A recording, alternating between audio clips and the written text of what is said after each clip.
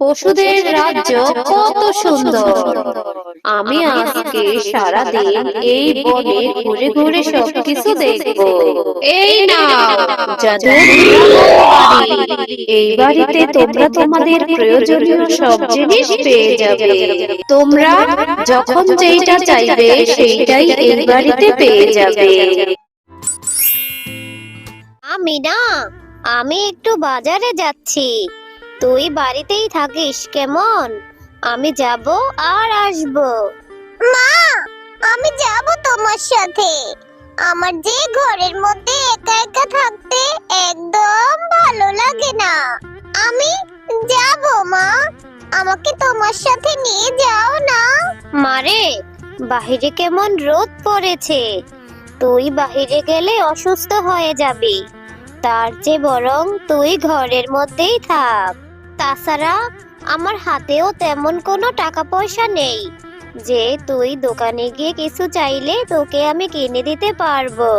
আমাকে কিছু কিনে দিতে হবে না মা, ঘরের মধ্যে থাকতে আমার একদম ভালো লাগে না। আমাকে তুমি তোমার সাথে নিয়ে চলো না মা, তোমার সাথে গেলে আমার একটু ঘোরাও হয়ে যাবে। তুমি তো আমাকে কোথাও ঘুরতেও নিয়ে যাও না। আচ্ছা ঠিক আছে, চল। বাজারে গিয়ে আবার এটা সেটা কিনে দেওয়ার বাহানা ধরবি না যেন। তারপর শেফালি শিয়ালিনী মিনাকে নিয়ে বাজারে চলে যায়। শেফালি শিয়ালিনী যখন বাজার করায় ব্যস্ত ছিল, মিনা তখন পাশের দোকানে থাকা ড্রাগন ফলের দিকে তাকিয়েছিল। মা, এই যে দেখো, পাশের দোকানের ড্রাগন ফলগুলি দেখতে কত সুন্দর। ড্রাগন ফলগুলি খেতে নিশ্চয়ই অনেক মজা হবে।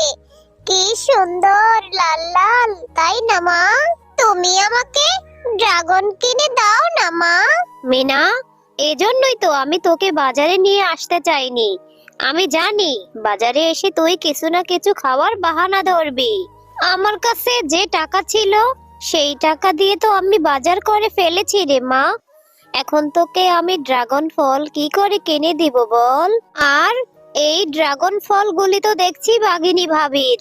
বাঘিনী ভাবি টাকা ছাড়া আমাকে একটুও ড্রাগন ফল দিবে না রে মা। এমনিতেই বাঘিনী ভাবি আমার কাছ থেকে বাসা ভাড়া পাবে।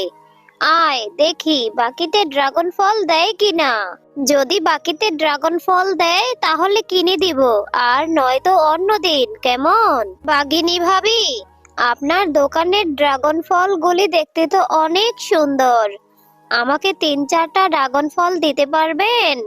আমার মেয়ে আপনার দোকানের ড্রাগন ফল খাওয়ার বাহানা ধরেছে। আমার হাতেও কোনো টাকা নেই।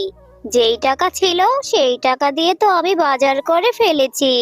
বাকিতে যদি আপনি আমাকে কিছু ড্রাগন ফল দিতেন, পরে এসে আমি আপনার টাকাটা দিয়ে যাব।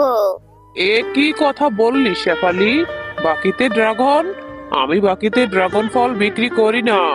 আর তুই গত 3 মাস যাবত আমার বাড়িতে ফ্রিতে থাকছিস, বাড়ি ভাড়াটাও তো তুই ঠিক মতো দিচ্ছিস না।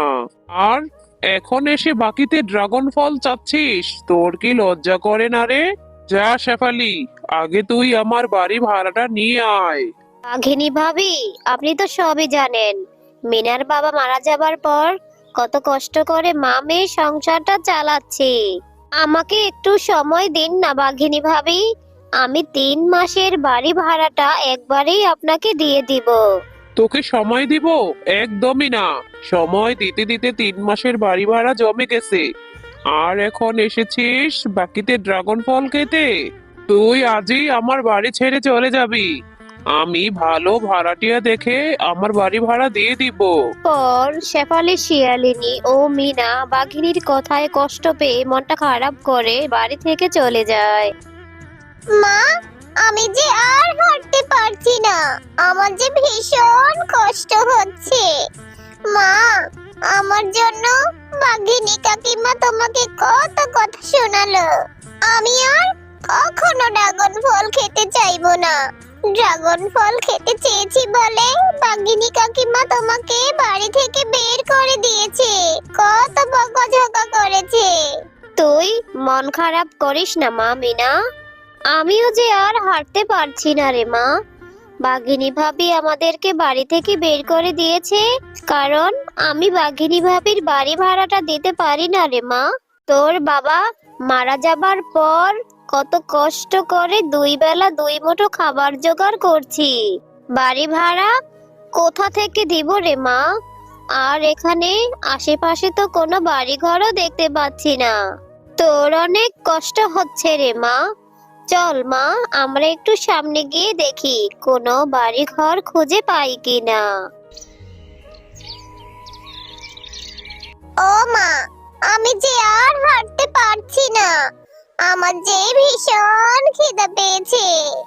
আর একটু ধৈর্য ধর মা, আল্লাহ নিশ্চয়ই আমাদের জন্য একটা ব্যবস্থা করে দিবে।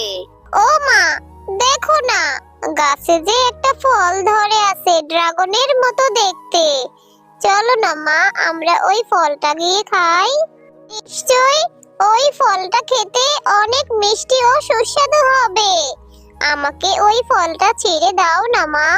এ কি, লেবু গাছে ড্রাগন ফল ধরেছে? সবই আল্লাহ তাআলার ইচ্ছা। দেখ মা, লেবু গাছে ড্রাগন ফল ধরে আছে। তুই একটু দাঁড়া, আমি এক্ষুনি তোকে ফলটা পেড়ে দিচ্ছি। ও মা, লেবু গাছে ড্রাগন ফল! এই ড্রাগন ফলটি খেতে নিশ্চয়ই অনেক মজা হবে। ও মা, তুমি আর দেরি করো না, তাড়াতাড়ি গাছ থেকে আমাকে ড্রাগন ফলটি পেড়ে দাও না। এরপর শেফালি শিয়ালিনী ড্রাগন ফলটি ছুঁতেই ড্রাগন ফলের ভেতর থেকে একটি পরী বেরিয়ে আসে। এ কি পরী, তুমি ড্রাগন ফলের ভিতরে বন্দী হয়েছিলে কেন? আমি তোমাদেরকে সব কথা খুলে বলছি। একদিন আমি তোমাদের এই বনে ঘুরতে এসেছিলাম। পশুদের রাজ্য কত সুন্দর। আমি আজকে সারাদিন এই বনে ঘুরে ঘুরে সবকিছু দেখব। আরে আরে, কি সুন্দর ড্রাগন ফলের গাছ! আমি বরং এই ড্রাগন ফল থেকে কিছু ড্রাগন ফল ছিঁড়ে আমার ক্ষুধা নিবারণ করি।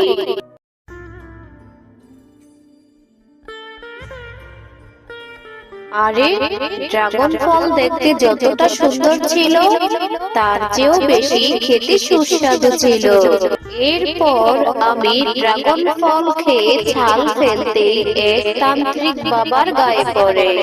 কার এত বড় সাহস আমার মাথায় ঢিল ছুঁড়ে আমার ধ্যান ভঙ্গ করে দিল? এই পরী, তোর এত বড় সাহস!